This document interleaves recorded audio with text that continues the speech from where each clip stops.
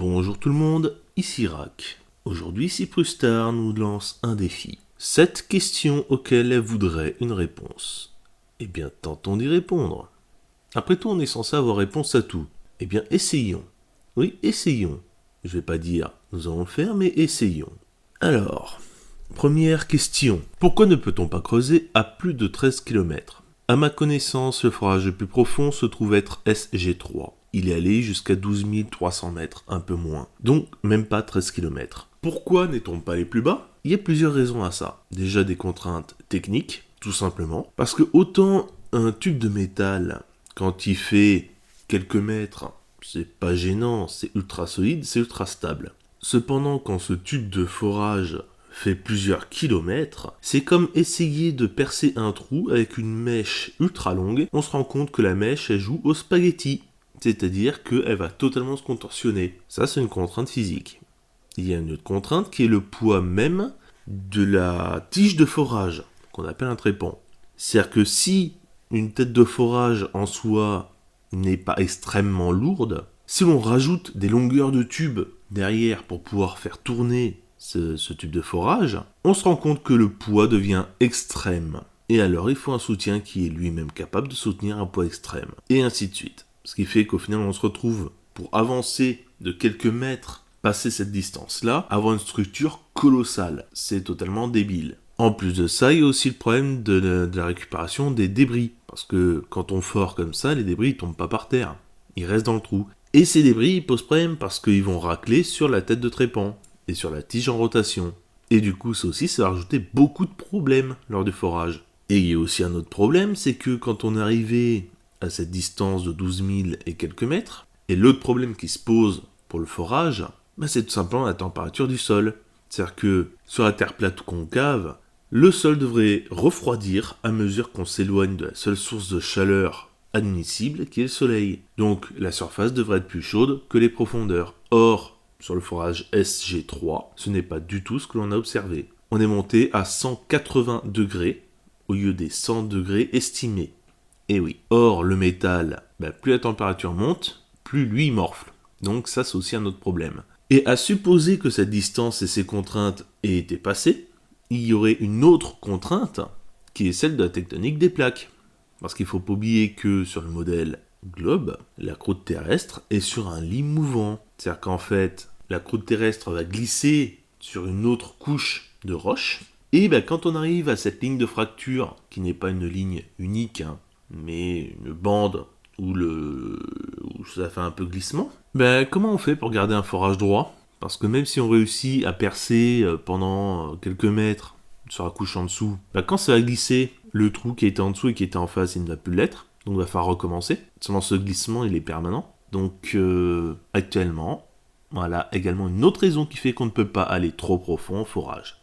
Ça, c'était pour le premier point, qui était pourquoi ne peut-on creuser la Terre à plus de 13 km. Ensuite, je vais traiter 2 questions en même temps, parce qu'en fait, elles traitent d'un sujet similaire. Pourquoi les lignes de plomb de Tamarack ont-elles démontré que la Terre n'est pas convexe, et pourquoi le rectilinéateur a montré une courbure non convexe? Ces 2 expériences souffrent du même problème, elles n'ont pas été rééditées.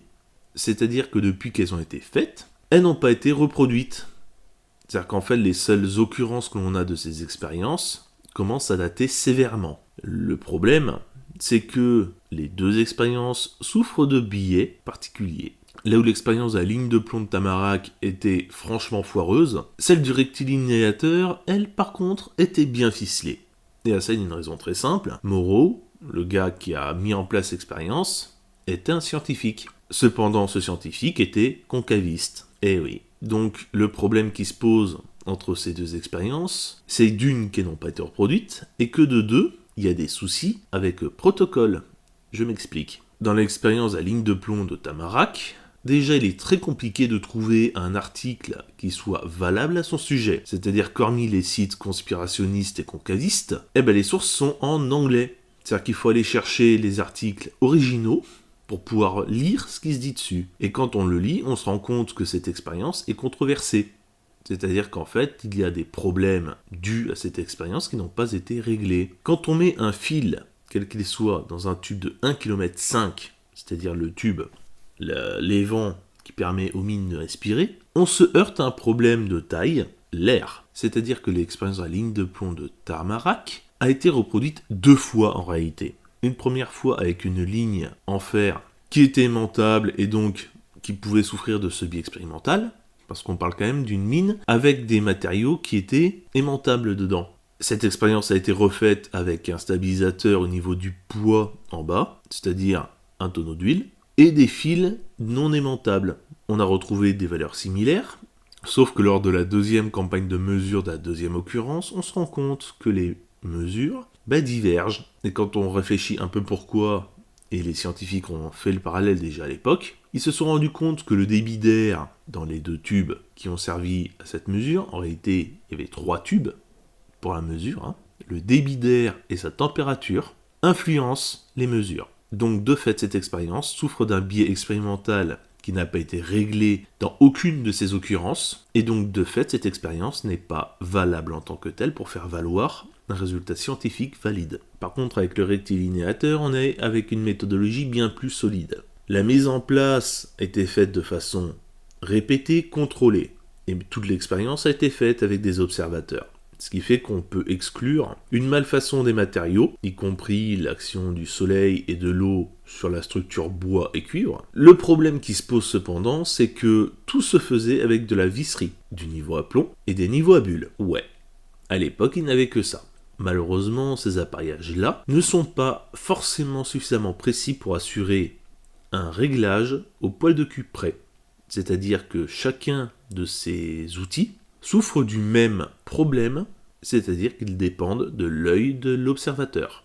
Et là se pose le problème qui est le suivant. Monsieur Moreau était concaviste, il ne le cachait pas. Du coup, vu que lui-même participait à la mise en place des barres, etc., il a très bien pu, par lui-même, que ce soit consciemment ou non, tromper ou truquer l'expérience en faisant les serrages. C'est une possibilité à ne pas exclure. Surtout quand on sait que la totalité des expériences qui ont pour but de vérifier la forme de la Terre, nous allons dire, montrent un résultat unique qui est que nous sommes sur un globe. Donc, de là, une question se pose, c'est une expérience à la méthodologie foireuse, alias les mines. Une expérience à méthodologie solide, mais dont le créateur est lui-même concaviste. Est-ce que ça suffit à montrer que la Terre est concave ? Non. Surtout quand tu as plusieurs centaines, si ce n'est milliers d'expériences qui te prouvent le contraire et qui te montrent une Terre globe.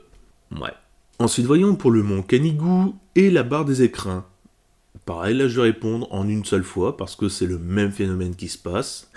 Il est déjà expliqué, réexpliqué, re-expliqué. Par contre, ce qui est inexplicable, c'est qu'il n'est pas visible sur une Terre concave en permanence. Parce que oui, si on était sur une Terre plate, on devrait les voir tous les jours, ou presque, et non pas une fois par an, voire moins. Je vous mets un schéma, ça suffira comme... vous pouvez vérifier par vous-même, les vidéos, ça manque pas sur le sujet. Pourquoi l'horizon est-il toujours au niveau des yeux ? Non, l'horizon n'est pas au niveau des yeux.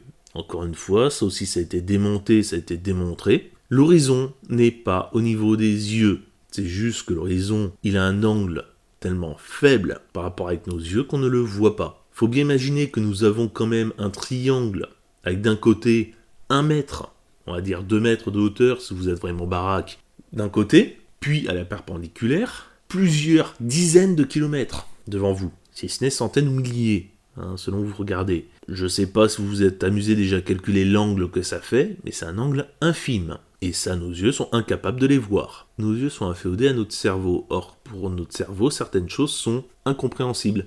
On ne peut pas les comprendre telles quelles. Eh ben, c'est le cas de ces angles infimes. C'est comme essayer de voir une puce sur le dos d'un chien.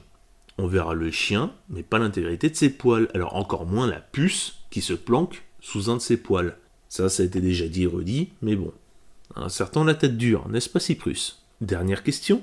Pourquoi les aérostiers observent l'effet cuvette à bord des montgolfières ? Alors j'ai eu beau me renseigner à propos de l'effet cuvette, et même en anglais, les seuls sites où j'ai entendu parler de cet effet cuvette, c'est bien sur des sites qui parlent d'aérolique. Seulement ce n'est pas un effet visuel. Les seuls sites qui parlent pour moi d'un effet cuvette, c'est un effet cuvette sur la pollution. Oui, parce que la pollution avec les gaz lourds, en fait, ils restent dans les endroits un peu enfoncés, comme des cuvettes, et on se retrouve avec des villes totalement enfumées, ras la gueule, parce qu'il n'y a pas de vent pour dégager la pollution. Le vent passe au-dessus et à côté, mais pas dans la cuvette. Ça, c'est le seul effet cuvette que j'ai trouvé. Et c'est exactement l'impression que me donnent certaines vidéos actuellement, dont celle-là Cyprus, où tu demandes des preuves, alors que toi-même tu es incapable de répondre à certaines questions. Démontre-nous, par exemple avec ton modèle concave, que la lumière est déjà capable d'être déviée de la façon que tu le dis, mets en place une expérience, prouve-le. Ensuite, que cette lumière est capable d'aller derrière un relief, alors que le soleil lui-même est incapable d'y aller puisqu'il est dans son truc en l'air là. Et qu'ensuite, après être passé derrière ce relief, cette lumière se détourne pour aller vers nous. Ça fait quand même beaucoup de détours pour une lumière. Ça fait quand même vraiment beaucoup de détours. Je sais pas si tu te rends compte du trajet, mais c'est un peu compliqué quand même. Ensuite, explique-nous également pourquoi les bateaux ne disparaissent pas par le haut, comme le prédit ton modèle, mais par le bas, comme le prédit le modèle Globe. Explique-nous également pourquoi, si c'est une gravité magnétique, on n'est pas capable avec des magnétomètres, quelle que soit notre altitude, quels que soient les moyens utilisés, de détecter un champ cohérent permettant de courber soi-disant la lumière comme tu le dis. Explique-nous également pourquoi est-ce qu'on n'est pas capable en prenant de l'altitude d'aller toucher cette voûte céleste, ou de voir justement les bords se recourber vers le haut, et non pas vers le bas comme on l'observe. Explique-nous également pourquoi la Terre concave devrait exister et comment elle pourrait exister physiquement, puisque d'un point de vue physique, elle ne s'explique pas en termes de création. Pour ça, il faudrait qu'il y ait un dessin intelligent, un dieu ou je ne sais quoi qui l'ait créé. Or, c'est vachement coûteux comme hypothèse. Alors que la Terre globe, elle, s'explique très facilement. En un mot, gravité. Eh oui. Sur ce Cyprus, je vais te laisser là-dessus. Réponds bien à ces questions et bon courage, parce que ces questions-là, tu ne pourras pas y répondre, contrairement à nous, à tes questions. Et même si tu n'as pas de réponse claire et nette à aucune de tes réponses, tu pourras trouver toi-même tes réponses sur le net. À supposer que tu veuilles vraiment chercher. Sur ce Cyprus, bon courage et continue tes recherches. Tu es sur la bonne voie. Tu cherches des trucs, mais tu trouves pas les bonnes réponses. Tu vas pas sur les bons sites. Bon courage. Tchuss.